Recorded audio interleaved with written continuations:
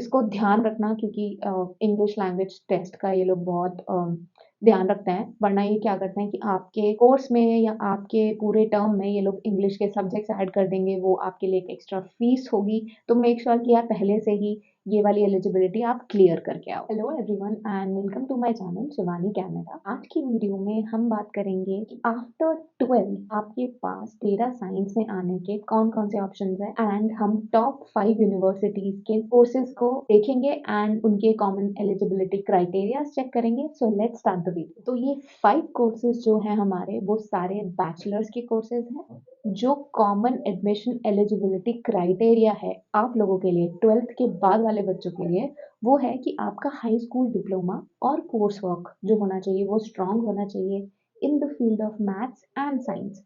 इसका मतलब है यार 12th के बाद आपकी मैथ्स और साइंस के सब्जेक्ट में अच्छे मार्क्स होने चाहिए। अच्छे मार्क्स एज इन 80% अबव। तो 80 से लेस यहाँ पे बहुत पंगे हैं, बहुत कंपटीशन है, आपको अच्छी यूनिवर्सिटी में नहीं मिलेगा।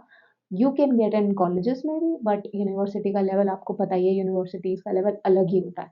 तो उन्हें हाई ग्रेड प्रोफाइल चाहिए होती है, ठीक है। अब 4 साल का कोर्स है, बैचलर्स है, ठीक है। ये थ्रू आउट कॉमन है, जितने भी हम कोर्स देखेंगे पांचों कोर्सेज में से। और एक और चीज़ बहुत कॉमन है इनमें, ये है लैंग्वेज प्रोफिशिएंसी आपका टेस्ट, जो कि होता है आपका आइल्स या कोई और, अगर जीआरई में भी अगर आप दे रहे हो या टॉफल दे रहे हो, ठीक है।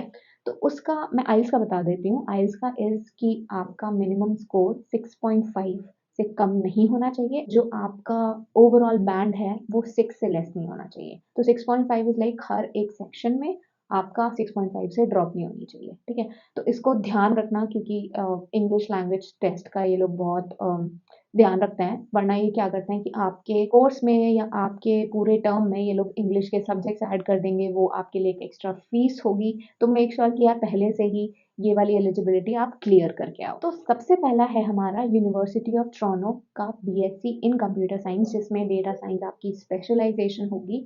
ये 4 साल का कोर्स है, इसका इंटेक एक ही है, फॉल इंटेक, और इसकी जो फीस है वो है per year this is 54,000 cat. तो ये हो गया अराउंड आपका मे बी 29 लाख समथिंग। तो make sure you visit the whole programme description and उसमें डिटेल्स देखो कि क्या एक्स्ट्रा रिक्वायरमेंट्स है। दूसरा है हमारा यूनिवर्सिटी ऑफ ब्रिटिश कोलंबिया, जिसका 2 इंटेक है, विंटर एंड फॉल, और ये भी एक 4 साल का कोर्स है। इसकी भी एलिजिबिलिटी क्राइटेरिया सेम है।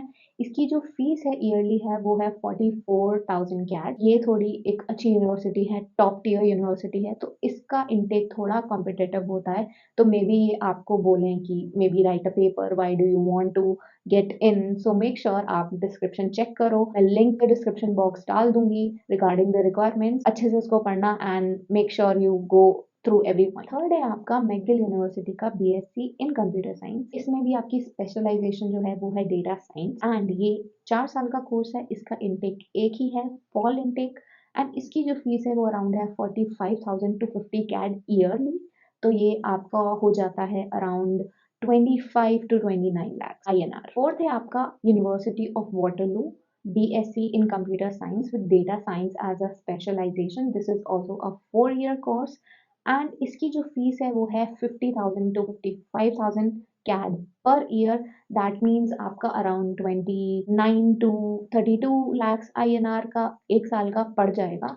एंड इसका भी इंटेक जो है हमारा एक ही इंटेक है, फॉल इंटेक। फिफ्थ है हमारा साइमन फेरर यूनिवर्सिटी, 4 ईयर का कोर्स है। इसका जो इंटेक है वो एक है, फॉल इंटेक। इसकी जो फीस है वो 30 टू 35,000 कैड पर ईयर है। दैट मीन्स आपका ये around with in the range of 20 lakh per year पड़ जाता है इन INR। तो ये थे हमारे टॉप 5 कोर्सेज जो हमने देखे।